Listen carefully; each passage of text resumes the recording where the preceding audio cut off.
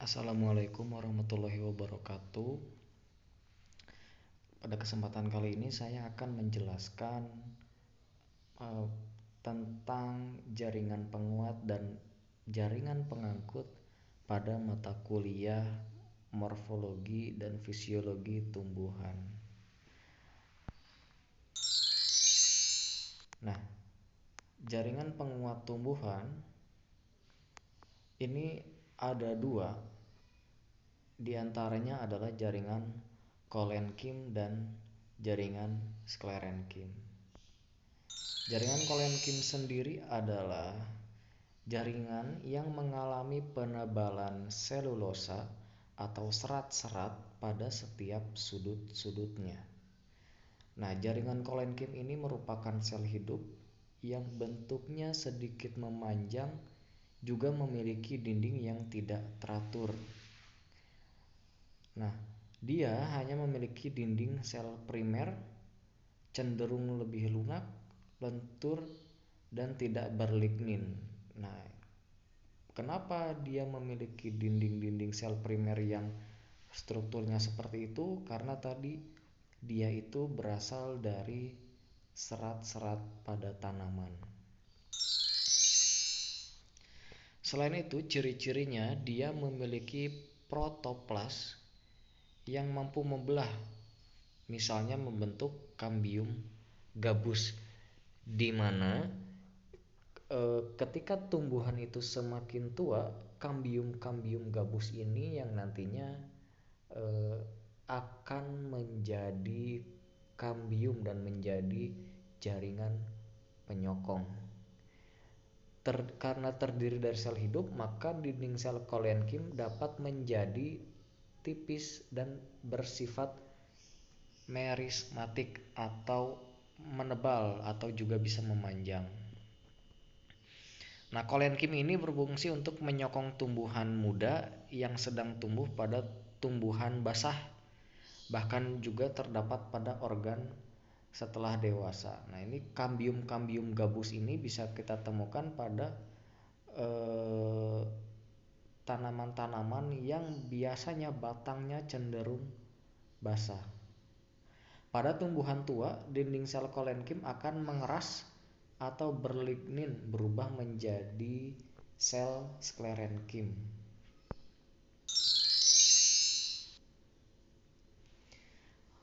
Colenkym ini ada di beberapa bagian tanaman, terutama di batang, sedikit bagian di daun, juga buah dan bunga. Sedangkan pada akar, Colenkym bisa dibentuk terutama bila akar didedahkan pada cahaya atau dihadapkan pada cahaya. Nah, kalau kita lihat struktur akar itu memiliki fungsi atau model yang berbeda-beda. Ada akar yang menghujam ke tanah, ada akar udara, ada akar gantung, dan lain sebagainya. Nah, bila dia dihadapkan kepada cahaya atau mengenai cahaya, sel-sel Colenkym atau jaringan Colenkymnya akan terbentuk menghasilkan berupa kambium gabus. Menurut penebalan dindingnya, Colenkym ini dibagi menjadi 3 jenis. Ada Colenkym sudut dengan penebalan memanjang, contohnya pada Solanum tuberosum. Ada Colenkym papan dengan penebalan dinding tangensial, contohnya pada Sumbucus nigra. Dan juga Colenkym lacuna, ini pada batang ambrosia. Nah, ini gambar dari jaringan Colenkym, di mana tadi sudah kita lihat jaringan Colenkym ini bentuknya tidak beraturan dan juga memiliki jarak antar sel. Nah, kita lihat di sini. Dia memiliki jarak antar sel dan tidak rapat seperti jaringan-jaringan pada tanaman lainnya gitu. Selanjutnya kita masuk ke jaringan sklerenkim. Nah, jaringan sklerenkim sendiri terdiri dari sel yang dapat berlignin dengan dinding sekunder yang tebal. Selnya ini bersifat kenyal. Komponen utama dari sel sklerenkim berupa dinding sel, bukan bahan hidup protoplasma, sehingga masih dapat melangsungkan fungsi sekalipun sel tersebut mati. Nah, jaringan sklerenkim ini biasanya adalah hasil dari penebalan jaringan kolenkim. Kalau kita tadi di kolenkim itu paling banyak adalah jaringan kambium gabus. Nah, di jaringan sklerenkim di sini adalah paling banyak jaringan kambiumnya. Sel sklerenkim terdiri dari serabut dan sklereid. Nah, yang membedakan adalah bahwa pada jaringan sklerenkim sel-selnya itu cenderung lebih rigid atau lebih kaku dibandingkan dengan sel-sel kolenkim. Nah, karena penyusunnya adalah serat, kita selanjutnya akan membahas tentang serat, di mana serat-serat ini merupakan sel-sel panjang, bentuknya ramping dan berujung runcing. Dia terdapat pada batang, daun, dan bunga. Juga memiliki dinding yang tipis sehingga bersifat elastis. Sifat ini berguna untuk dapat kembali ke posisi semula atau reorientasi ketika tumbuhan tersebut tertiup angin. Nah, ini yang biasanya kita lihat saat tanaman atau tumbuhan tertiup angin atau terkena angin yang cukup kencang, dia akan kembali ke posisi semulanya. Itu adalah karena ada kandungan serat pada jaringan sklerenkim.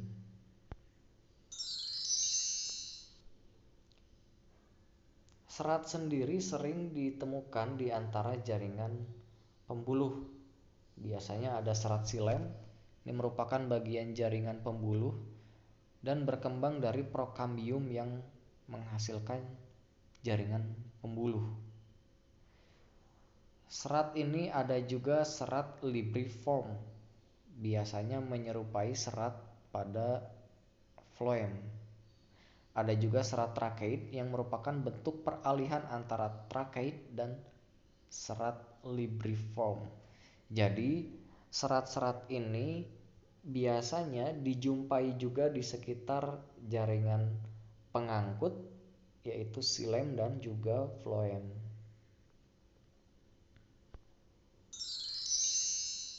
Selanjutnya, yang bisa kita amati dari jaringan sklerenkim adalah sklereid. Dia merupakan sel-sel berukuran lebih pendek dibanding serabut. Dia berbentuk bintang, terdapat pada daun, dan biasanya sifatnya tajam dan juga kaku. Di dalam sklereid sendiri terdapat idioblast atau sel yang memiliki perbedaan dengan sel-sel di sekelilingnya. Bisa karena ukuran yang berbeda, bentuknya yang berbeda, dan dindingnya yang lebih tebal. Nah, sel-sel sklereid ini ada beberapa macam. Ada brachysklereid, ada macrosklereid, ada osteosklereid, dan ada asterosklereid. Brachysklereid adalah sel batu yang bentuknya hampir isodiametrik.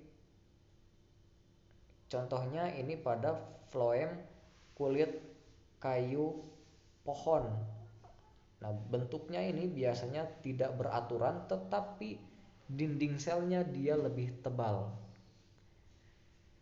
Lalu macrosklereid, dia berbentuk batang dan sering ditemukan dalam kulit biji. Contohnya pada tanaman-tanaman leguminosae atau tanaman-tanaman yang berbiji besar.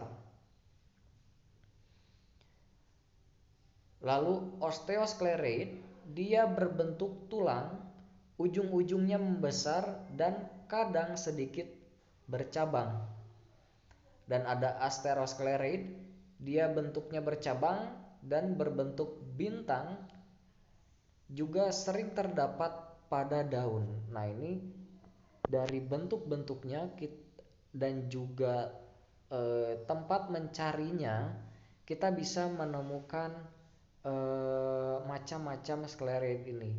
Kalau kita ingin melihat brachyschleroid, kita bisa melihatnya di bagian korteks. Kalau kita ingin melihat macroscleroid, kita bisa melihat di kulit biji. Kalau kita ingin melihat osteoscleroid, kita biasanya melihat di bagian batang. Sedangkan atheroscleroid kita bisa banyak menemukannya di bagian daun. Nah, ini adalah gambar-gambar dari jaringan sclerenchyme. Ada yang bentuknya tidak beraturan dan juga dia lebih rapat dibandingkan sel kolenchyme. Nah, begitu ya cara membedakannya.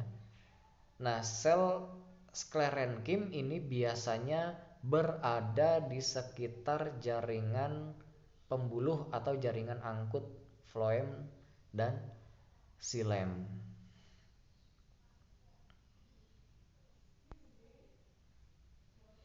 Selanjutnya kita masuk ke jaringan pengangkut atau jaringan pembuluh. Komponen penyusun jaringan pengangkut, nah dia ini memiliki fungsi berperan untuk mengangkut air beserta unsur hara dari akar sampai daun, serta mengangkut hasil fotosintesis dari daun ke seluruh bagian tubuh tumbuhan. Jaringan pengangkut terdiri dari dua kelompok sel, yaitu xilem dan phloem. Nah, xilem memiliki fungsi mengangkut air dari tanah beserta zat-zat terlarut di dalamnya untuk nantinya dibawa ke daun untuk dilakukan proses fotosintesis. Sedangkan phloem berfungsi mengangkut zat makanan hasil fotosintesis dari daun ke seluruh bagian tanaman. Menurut perkembangannya, phloem dan xilem dibagi menjadi dua, ada bagian primer dan bagian sekunder. Xilem, dia ini terdiri dari beberapa tipe sel. Unsur xilem ada unsur fasal atau trakea dan rakeid yang berfungsi sebagai saluran pengangkut air dengan penebalan dinding yang cukup tebal. Sekaligus juga berfungsi sebagai penyokong.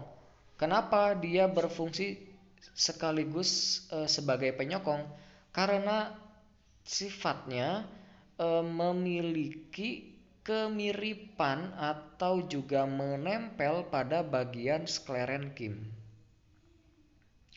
Selanjutnya ada serabut xilem atau yang biasanya disebut serabut kayu, dan juga ada parenchyme xilem atau parenchyme kayu yang berperan dalam berbagai kegiatan metabolisme sel. Nah, ini adalah contoh dari sayatan membujur pada jaringan xilem. Dia bentuknya seperti ini. Cenderung warnanya berwarna merah. Warnanya berwarna merah dan memiliki rongga.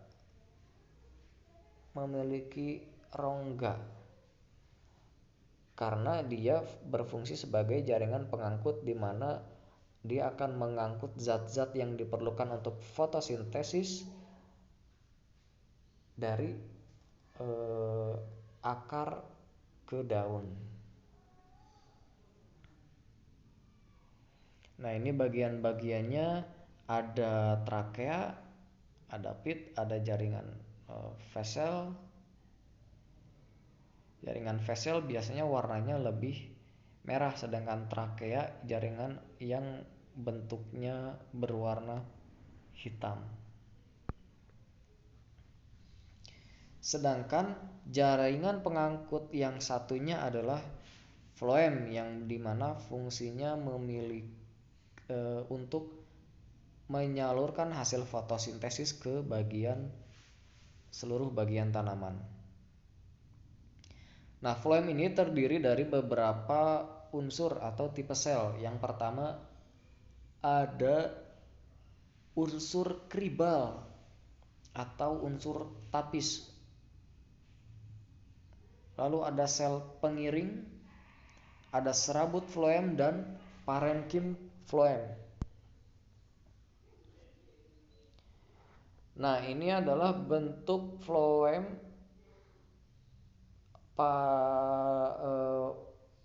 pada sayatan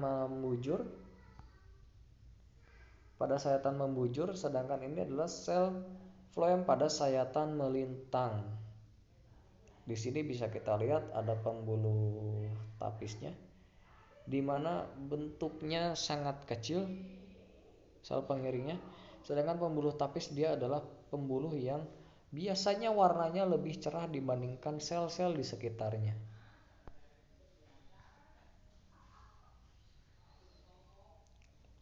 Nah, xilem dan floem ini biasanya selalu beriringan, tidak pernah jaraknya terlalu jauh antara xilem dan floem, bahkan cenderung rapat. Nah, karena jaraknya yang cenderung rapat, xilem dan floem ini memiliki tipe-tipe bentuk yang berbeda-beda. Ada yang radial, ada yang kolateral, ada yang bikolateral, ada yang konsentris. Bentuk radial ini terdiri atas xilem dan floem yang tersusun berselang-seling menurut arah jari-jari. Sedangkan kolateral ada yang kolateral tertutup dan kolateral terbuka. Kolateral tertutup biasanya terdapat pada tanaman atau tumbuhan monokotil, sedangkan kolateral terbuka ada pada tumbuhan dikotil. Tipe bikolateral ini terdiri atas satu bagian xilem yang berada di tengah, bentuknya besar, dan satu bagian floem di sebelah luar dan satu bagian floem di sebelah dalam.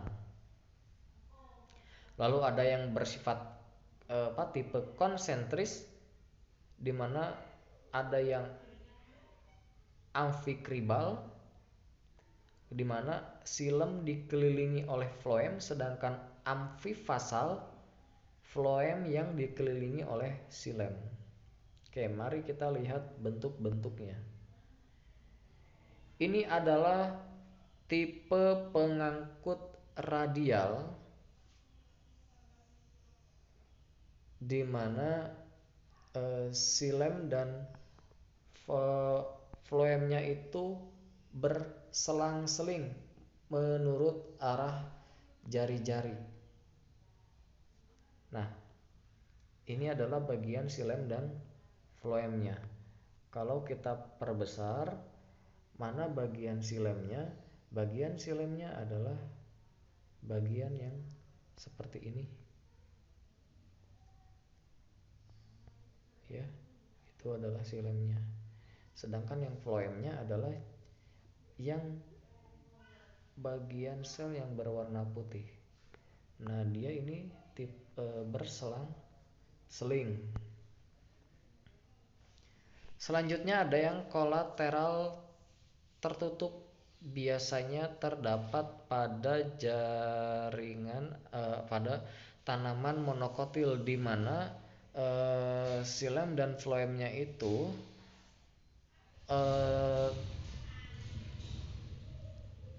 tidak beraturan posisinya, bahkan sampai ke bagian tengah tanaman.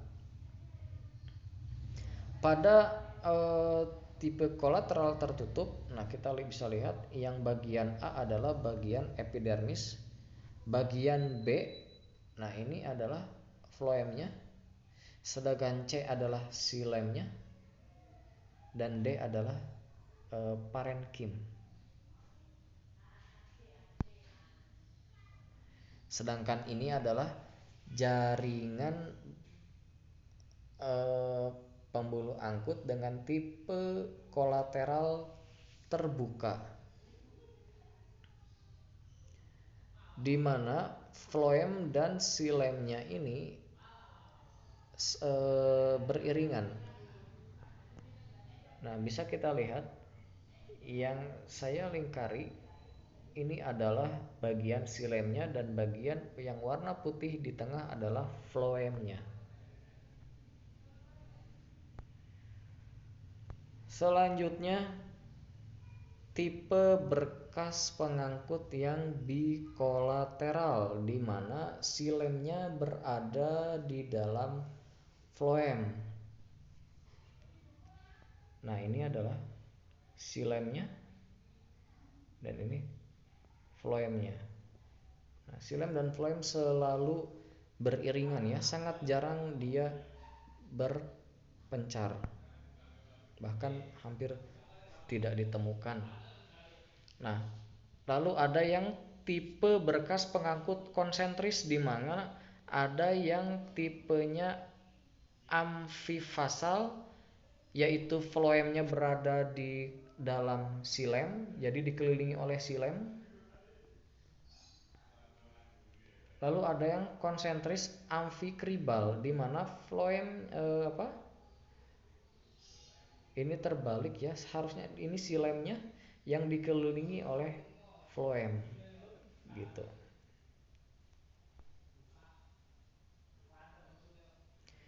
Nah, ini susunan berkas pengangkut pada organ tumbuhan, pada akar, dia bentuknya seperti ini.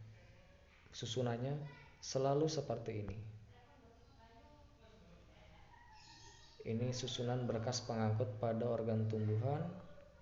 Nah, biasanya kalau pada akar dia cenderung lebih rapi. Kalau pemotongan melintangnya bagus, xilem-nya itu selalu terlihat lebih besar, dan juga floemnya cenderung lebih kecil.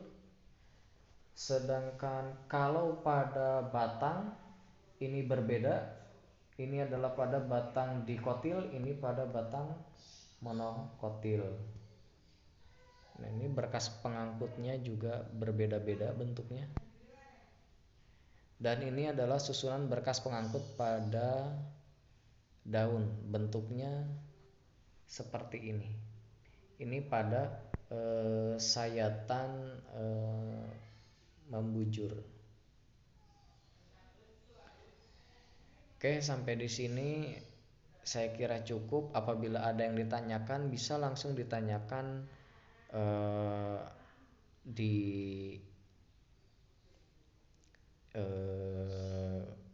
WA pribadi saya, atau nanti kalian juga bisa bertanya di kolom komentar YouTube, atau disertai juga dengan NIM dan nama, supaya saya bisa memudahkan untuk proses pengabsenan. Jadi nanti kalian semuanya menulis nama dan nomor induk atau nomor pokok mahasiswanya.